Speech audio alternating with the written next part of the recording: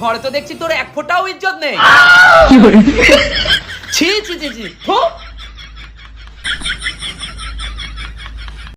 হে ভগবান, এ বাড়িতে তো কেউ আমাকে সম্মান করে না। আমি বরঞ্চ একটা কাজের চাকরানি রেখে দিই, অন্তত ও তো আমাকে সম্মান করবে। হ্যাঁ।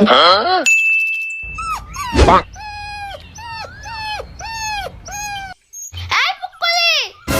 হ্যাঁ বৌদি। যা গিয়ে ওই কুকুরটাকে দুটো মুড়ি দিয়ে আয় তো। দাও বৌদি। এই নাও দাদা বাবু। ছি ছি ছি ছি ছি।